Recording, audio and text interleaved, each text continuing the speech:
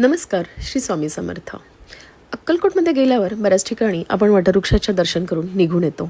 पण 7 ठिकाणं जी आहेत जिथे स्वामी प्रकट झाले होते, म्हणजेच खंडोबा मंदिर. अक्कलकोटमधील सर्वात महत्त्वाचं आणि पवित्र ठिकाण म्हणजेच खंडोबा मंदिर. कारण याच ठिकाणी इसवी सन 1856 साली श्री स्वामी समर्थ प्रकट झाले होते.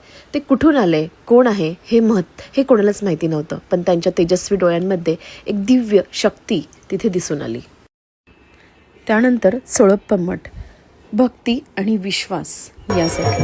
अक्कलकोटमध्ये एक साधं घर होतं, पण स्वामी समर्थांच्या वास्तव्यामुळे ते एक पवित्र स्थान बनलं. ते म्हणजे चोळप्पा मठ. चोळप्पा हे स्वामींचे अत्यंत भक्त होते. त्यांनी स्वामींची सेवा मनापासून केली. स्वामी अनेक वर्ष त्यांच्या घरी राहिले. इथे त्यांनी अनेक चमत्कार केले आणि लोकांच्या जीवनात बदल घडून आणले. इथे स्वामींचा पोशाख, स्वामींची माळ अजूनही तशाच जिवंत आहे. गेल्यानंतर आपण तिथे दर्शन करू शकतो. चोळप्पा मठ आपल्याला शिकवतं, देवाला मोठं मंदिर लागत नाही. जर तुमच्यात खरी श्रद्धा असेल तर देव स्वतः तुमच्या घरी येतो. चोळप्पा मठ आपल्याला शिकवतो, देवाला मोठं मंदिर लागत नाही. जर तुमच्यात खरी श्रद्धा असेल तर देव स्वतः तुमच्या घरी येतो. हे ठिकाण म्हणजे भक्ती, प्रेम आणि समर्पणाचं जिवंत उदाहरण म्हणजेच चोळप्पा मठ. तर इथे तुम्ही दर्शनाला जाऊ शकता आणि सुंदर असं हा मठ आहे. इथे आपण अभिषेक करू शकतो. तिथेच मला एक आजी भेटल्या होत्या. त्यानंतर बाळप्पा मठ, जिथे अक्कलकोट स्वामी समर्थांच्या लीलामध्ये एक अत्यंत पवित्र आणि महत्त्वाचं ठिकाण आहे. ते म्हणजे बाळप्पा मठ, ज्याला गुरु मंदिर असंही ओळखलं जातं. बाळप्पा महाराज हे स्वामी समर्थांचे जवळचे आणि निष्ठावंत शिष्य होते. त्यांनी आपल्या आयुष्यात प्रत्येक क्षण स्वामींच्या सेवेत अर्पण केला. तिथे गेल्यानंतर सुद्धा गोशाळा ह्या सगळ्या गोष्टी आणि स्वामींच्या पाऊलखुणा बघायला मिळतात.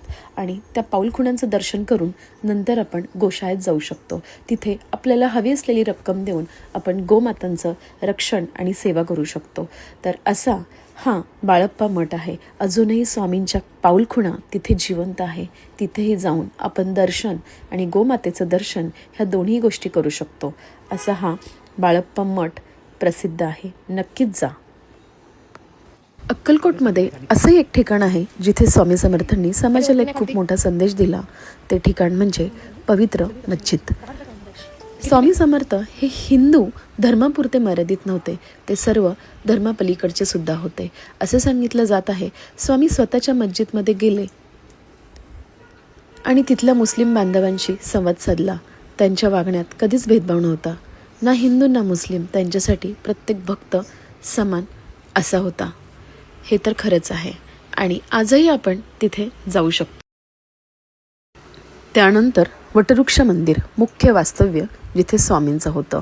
अक्कलकोटमध्ये एक ठिकाण आहे जिथे स्वामी समर्थांनी आपला सर्वाधिक वेळ घालवला. ते म्हणजे वटवृक्ष मंदिर. या वड्याच्या विशाल झाडाखाली स्वामी दररोज बसत असत. इथेच त्यांनी हजारो भक्तांना दर्शन दिले, त्यांच्या दुःखात साथ दिली आणि त्यांना योग्य मार्ग दाखवला. असं म्हणतात की स्वामी इथे बसून प्रत्येकाच्या मनातील विचार जाणत असत. कोणी काही बोलायच्या आधीच ते उत्तरसुद्धा देत असत. इथेच त्यांनी दिला तो अमर संदेश, भिवू नकोस, मी तुझ्या पाठीशी आहे. हे वाक्य नाही, हा प्रत्येक भक्तासाठी आयुष्यभराचा आधार आहे. वटवृक्ष म्हणजे श्रद्धा, विश्वास आणि स्वामींची जिवंत अनुभूती.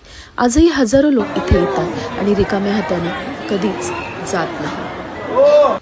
वटवृक्ष म्हणजे श्रद्धा, विश्वास आणि स्वामींचा जिवंत अनुभूती. आजही हजारो लोक इथे येतात आणि रिकाम्या हाताने ते कधीच जात नाही. हे फक्त वाक्य नाही, हा प्रत्येक भक्तासाठी आयुष्यभराचा आधार दिला आहे स्वामींनी. इथे आल्यानंतर मन प्रसन्न आणि खरोखर एक आनंदीदायी, एक एनर्जेटिक होऊन जातं. आणि खरोखर वटवृक्ष म्हणजे तिथे आल्यानंतरच अंगात एक एनर्जी आणि एक पॉझिटिव्ह वाईब्स तयार होतात. ते म्हणजे वटवृक्ष. त्यानंतर मी पोहोचले राजेराय मठात.